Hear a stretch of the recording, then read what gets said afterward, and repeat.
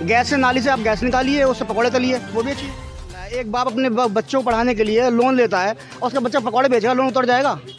जिन वादों के साथ भारतीय जनता पार्टी सरकार में पूर्ण बहुमत के साथ आई थी, एक भी वादा इस सरकार ने पूरा नहीं किया है। कौन सा ऐसा युवा है जिसको इस सरकार ने नौकरी देने का काम किया है? झूठ और फरेब के अलावा इस सरकार ने इस देश और प्रदेश के लोगों को कुछ भी नहीं दिया। तो महंगाई इतनी कर दी है कि हमें 5 किलो राशन देकर सबको भिखारी बना दिया, और तेल इतना महंगा कर दिया, मट्टी का तेल इतना महंगा है, पेट्रोल इतना महंगा है, तो लोग क्या करेंगे? रोजगार कोई नहीं है, लोग लड़के पढ़े लिखे हैं, परेशान फिर रहे हैं, नौकरी नहीं मिल रही उन लोगों को। 5 साल से परेशान हो गए लोग, तो क्या बढ़ावा दे रही है? रोजगार की बात तो सरकार के लिए आप करिएगा मत बिल्कुल, क्योंकि अटल बिहारी वाजपेयी जी ने जब मुख्य प्रधानमंत्री थे उस वक्त मदरसा बोर्ड को जो है सैलरी का प्रावधान रखा था, लेकिन 54 महीने से हालात देखना, जंतर मंतर पहुंचिए, वहाँ देखिए जाकर। ये नहीं है कि पर्टिकुलर किसी एक उसको जो है बिरादरी को वो दिया हो, उसमें आपके नॉन मुस्लिम भी टीचर है, मुस्लिम भी टीचर है। जंतर मंतर पर हालात ये है कि जो दोनों उसके लोग लाठियाँ मिल रही हैं, ना सैलरी मिल रही है ना जॉब, लेकिन आती है कितना आंकड़ों पे सच उतरी। सरकार के इतने सारे आंकड़े हैं, बेरोजगारी बहुत फैल रही है। सरकार एक बेटी के साथ इतना जघन्य अपराध होता है, उसके बाद उस बच्ची की लाश को उसके माँ और बाप को नहीं दिया जाता और रात के 2 बजे केरोसिन डालकर उसको जला दिया जाता है। कुलदीप सेंगर जो भारतीय जनता पार्टी के विधायक हैं, उनके ऊपर बलात्कार का मुकदमा चला, उनको दोषी पाया गया और उसके बाद उन्होंने क्या किया? उसके लड़की के बाप को मरवा दिया, पूरे खानदान को खत्म करने का काम।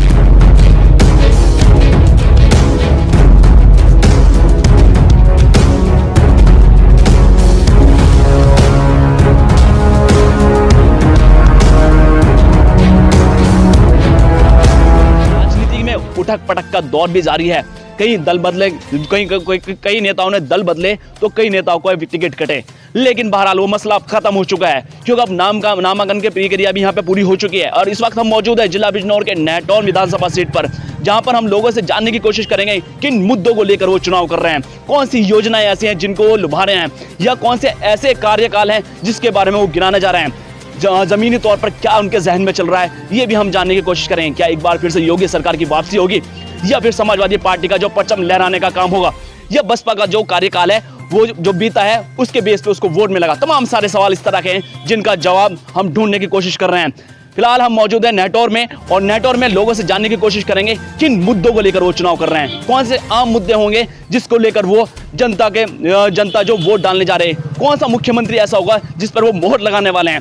तो सबसे पहले मैं आपसे जानना चाहूंगा कि किन मुद्दों को लेकर आप इस बार वोट कास्ट करोगे अपना?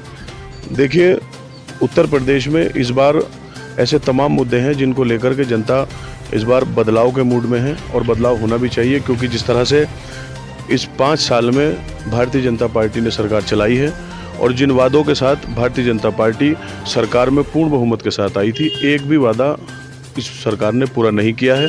वो चाहे महिला सुरक्षा का हो, चाहे बेरोजगारों को नौकरी देने का हो, या चाहे किसानों की आय दुगनी करने का मामला हो, किसी भी वादे पर ये सरकार पूरी नहीं उतरी है। और उत्तर प्रदेश की जनता ये पूरा मन बना चुकी है कि इस बार इस भारतीय जनता पार्टी की सरकार को उखाड़ फेंकने का काम करना है, और गठबंधन की सरकार पूर्ण बहुमत के साथ उत्तर प्रदेश में अपनी सरकार बनाने जा रही है। लेकिन मसला तो ये है, 1 तारीख को सीतारमण जो वित्त मंत्री हमारे, उन्होंने बजट पेश किया, उसमें उन्होंने कहा कि इस साल 60 लाख लोगों को नौकरी मिलेगी। तो क्या इस नौकरी के जरिए से लिजाने की कोशिश की जा रही है? देखिए, इससे पहले जब केंद्र में सरकार बनी थी तब भी इन्होंने हर साल 2 करोड़ नौकरियां देने का वादा किया था। अगर उन वादों पर वो खरे उतरे हों तो जाहिर है इस प्रदेश की जनता इन 60 लाख नौकरियों को भी सही मान लेगी। लेकिन आप खुद जनता के बीच आकर के काम करते हैं, आप बताइए कौन सा ऐसा युवा है जिसको इस सरकार ने नौकरी देने का काम किया है? झूठ और फरेब के अलावा इस सरकार ने इस देश और प्रदेश के लोगों को कुछ भी नहीं दिया है। जी चाचा, आपसे जानना चाह रहा हूँ मैं कि सरकार ने फ्री राशन, घर घर बिजली और फ्री जो गैस कनेक्शन तो होते हैं वो बांटने का काम किया है। तो क्या इस मुद्दे पर जो सरकार, उसको बीजेपी को वोट नहीं मिलना चाहिए? नहीं, मिलना तो चाहिए था, लेकिन अब नहीं मिलने, क्योंकि महंगाई इतनी कर दी है कि हमें 5 किलो राशन देकर सबको भिखारी बना दिया, और तेल इतना महंगा कर दिया, मट्टी का तेल इतना महंगा है, पेट्रोल इतना महंगा है, तो लोग क्या करेंगे? रोजगार कोई नहीं है, लोग लड़के पढ़े लिखे हैं, परेशान फिर रहे हैं, नौकरी नहीं मिल रही उन लोगों को। लेकिन किसानों के खाते में सम्मान निधि भी आ रही है। इसके अलावा जो रोजगार है, लगातार सरकार ये वो कह रही है कि हम लगातार सरकार जो रोजगार को बढ़ावा दे रहे हैं।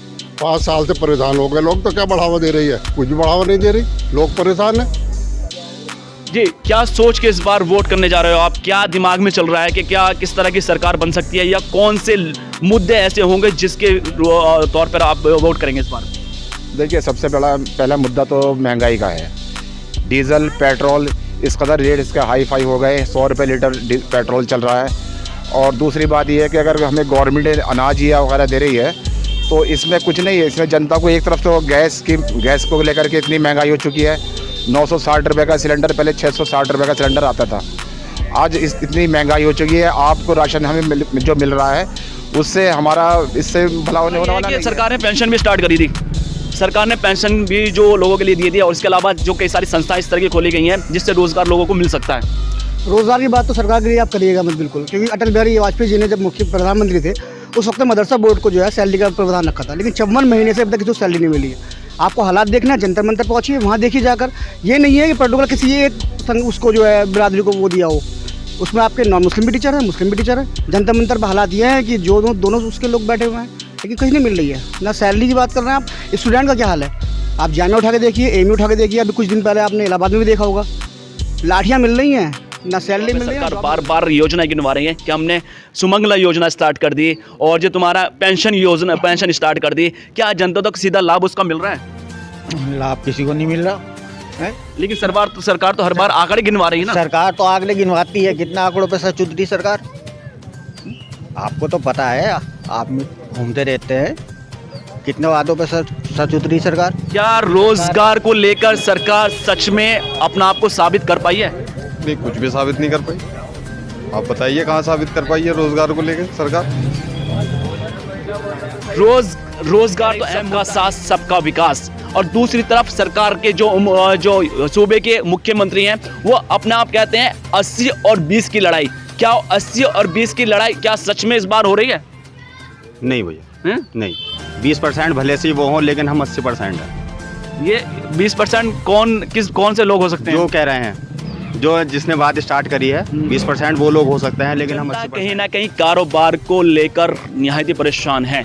लेकिन मसला तो ये है कि सरकार जो क्या इस बार पिछली बार जो दावे कर रही थी, इस बार कहीं ना कहीं पिछड़ती नजर आई है। क्या वो दावे सरकार, हालांकि जो जितने भी सर्वे आ रहे हैं सारे के सारे सर्वे इस बात की गवाही दे रहे हैं कि इस बार फिर से बीजेपी की सरकार लौट रही है? नहीं, ऐसा कोई हिसाब नहीं है कि जो उनकी सरकार लौट रही है।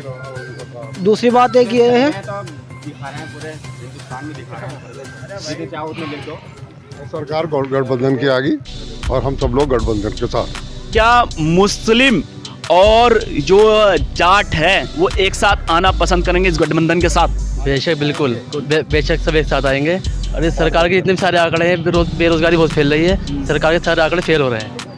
लेकिन सरकारी वो तो हो रहा है, लेकिन सरकार कहीं ना कहीं जो युवाओं को कह रहे कि हम प्राइवेटाइजेशन कर दिया हमने, जिसमें पहले 60-70 हज़ार की नौकरी पाने वाले केवल एक लोग था, लेकिन उसमें हम 4 लोगों को नौकरी देने का प्रावधान लेकर आ रहे हैं। तो क्या रोजगार तो इसके जरिए से बढ़ सकता है ना? प्रावधान लेकिन आएगी नहीं सर जी। ये जो रोजगार है, रोजगार के मामले में अखिलेश सरकार भी कहीं ना कहीं जो क्राइम के मामले में काफ़ी आगे पहुंच गई थी। लोगों पे ये आरोप लगा है, समाजवादी पार्टी पे भी लगातार ये आरोप लगता रहा है कि ये गुंडों की सरकार है। देखिए, जहाँ तक क्राइम का सवाल है, मैं आपको बता दूं, आज क्राइम करने वाले खुद सरकार में बैठे हैं। और जहाँ तक ये लोग ये कहते हैं कि समाजवादी पार्टी की सरकार में क्राइम बढ़ा था, गुंडों की सरकार थी, आज आप देख लीजिए, कभी ऐसा देखने को नहीं मिला होगा कि हाथरस में एक बेटी के साथ इतना जघन्य अपराध होता है, उसके बाद उस बच्ची की लाश को उसके माँ और बाप को नहीं दिया जाता और रात के 2 बजे केरोसिन डालकर उसको जला दिया जाता है। कुलदीप सेंगर जो भारतीय जनता पार्टी के विधायक हैं, उनके ऊपर बलात्कार का मुकदमा चला, उनको दोषी पाया गया और उसके बाद उन्होंने क्या किया, उसके लड़की के बाप को मरवा दिया, पूरे ख़ानदान को ख़त्म करने का काम किया। तो ये तो खुद गुंडों की सरकार है, ये क्या दूसरे के ऊपर गुंडागर्दी का आरोप लगाएंगे? विधायक इनके सरेआम गुंडागर्दी पर उतरते हैं, थानों में घुसकर दरोगाओं के साथ और पुलिस वालों के साथ मारपीट करते हैं। लेकिन समाजवादी पार्टी पे भी लगातार इस तरह का मामले लगते रहे हैं, क्योंकि कुछ जो अगर हम अपनी सीट की बात करें तो कुछ लोगों को इस तरह के हैं जिनको मुकदमे चल रहे हैं लगातार। समाजवादी पार्टी उन मुकदमों को लेकर जो उसके मुकदमे के जरिए से ही अपना आप को बनाना चाहती है। देखिए, मैं आपके सवाल को समझ नहीं पाया। मसला ये है कि मुकदमों के मामले में समाजवादी पार्टी जो उम्मीदवार उतारे हैं वो कहीं ना कहीं दागी बीजेपी पार्टी बता रहे हैं उनको, तो क्या वो सच में दागी इस तरह का मामला है? देखिए, समाजवादी पार्टी के घोषित उम्मीदवार और भारतीय जनता पार्टी ने जो उम्मीदवारों को घोषित किया है उनकी अगर आप लिस्ट उठा के देख लें तो उससे कहीं ज़्यादा संगीन अपराध, मैं कहूँगा कि संगीन अपराधों में भारतीय जनता पार्टी के उम्मीदवार लिप्त हैं और समाजवादी पार्टी के जो उम्मीदवार हैं जिन पर अधिकतर ऐसे लोग हैं जिनको राजनीतिक विद्वेष से उनको फंसाया गया है और उनके ऊपर झूठे मुकदमे लगाने का काम किया गया है। देखिए, योगी सरकार कहीं ना कहीं इस बात को भी बार बार कहती रही है कि हम छात्रों के लिए अच्छा काम कर रहे हैं और छात्रों की जो शिक्षा स्तर है वो कहीं ना कहीं बढ़ाते जा रहे हैं। तो कुछ लोग ऐसे भी हैं जो छात्र ही होंगे, और वो क्या तुम्हें लगता है कि छात्र जो एजुकेशन का मामला है वो आगे बढ़ पाया है? नहीं सर, बिल्कुल नहीं बन पाया, नहीं। परेशान है और कोई परेशान इस टाइम, महंगाई काफ़ी बढ़ चुकी है, किसान परेशान है। 3 से 4 साल हो गए घर बैठे बैठे, रोज़गार है नहीं, आदमी कहाँ जाएगा, इतनी महंगाई हो गई है। 2017 से पहले सब कुछ बढ़िया था, और कोई प्रदूषण करता है तो उसको मारते हैं। गुंडागर्दी की सरकार तो इनकी है। स्टूडेंट्स के लिए सिलेक्शन पकौड़ों का है, गैस से नाली से आप गैस निकालिए, उससे पकौड़े तलिए, वो भी अच्छी है। तो पकौड़ों के जरिए तो रोजगार तो मिल ही रहा है आपको। रोजगार क्या मिल रहा है? एक बाप अपने बच्चों को पढ़ाने के लिए लोन लेता है और उसका बच्चा पकौड़े बेचेगा, लोन उतर जाएगा। प्राइवेटेशन कौन लाया है? ये सरकार लाई है ना। गवर्नमेंट कॉलेज कितने थे जो समाजवादी पार्टी सरकार में? मेडिकल कॉलेजेस मिले थे, जिला बिजनौर को मिला था, बदायूं को मिला था। उनकी कंडीशन देखिए आप, जमीन अलॉट हो चुकी है, बना नहीं है। बदायूं में जो बना था ना, उसमें भी जो ऑक्सीजन प्लांट लगवाया वो धर्मेंद्र यादव जी ने लगवाया, सरकार ने नहीं लगवाया। लेकिन योगी जी अभी यहाँ पर एक जो एम्स बनने जा रहा है बिजनौर के पास में, ये तो एक बड़ी जिले के लिए हमारे बड़ी उपलब्धि मान सकते हैं ना। देखिए, एम्स तो आप उसको नहीं कह सकते, मेडिकल कॉलेज है। और मैं आपको बता दूं कि वो मेडिकल कॉलेज समाजवादी पार्टी की सरकार में उसकी बाकायदा शिलान्यास माननीय राष्ट्रीय अध्यक्ष अखिलेश यादव जी कर चुके हैं। और ये पूरे प्रदेश में कोई एक काम भारतीय जनता पार्टी या योगी जी ऐसा नहीं बता सकते जिसको ये कह सके कि ये हमारा काम है। अब तक जितने काम, जितने उद्घाटन, जितने शिलान्यास किए हैं वो सारे समाजवादी पार्टी की सरकार के हैं। ये सिर्फ और सिर्फ झूठ और प्रोपेगेंडे की सरकार है, इसके अलावा कुछ नहीं है। मसले बहुत सारे हैं और काम भी बहुत सारे हैं। क्या सच में उस तरह के मसलों पे सरकार जिस तरह से विफल होती आई है, क्या वो अपना जो इतिहास है दोहराने में कामयाब होगी? समाजवादी पार्टी पे जो दाव खींचता, समाजवादी पार्टी जो अपना दाव मुस्लिम पर खेल रही है, क्या मुस्लिम को रिझाने में कामयाब हो पाएगी?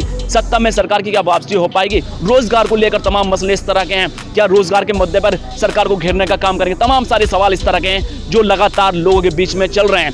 क्या उन लोगों के जहन में क्या चल रहा है, यह आने वाला वक्त बताएगा। बहरहाल, जो उत्तर प्रदेश के लिए 10 मार्च का जो दिन है वो काफ़ी अहम होने वाला है, क्योंकि उस दिन किसके सर जीत का सेहरा होगा ये एक बड़ा जो चिंता का विषय बन सकता है कि विपक्षी पार्टी के लिए। लेकिन बहरहाल जो वक्त काफ़ी नज़दीक आ चुका है चुनाव का। 14 फरवरी को यहाँ पे चुनाव होने वाला है और चुनाव में कौन बाजी मारेगा ये तो आने वाला वक्त ही बताएगा। लास्ट टाइम्स टू इंडिया के लिए सनावर सिद्दीकी की रिपोर्ट।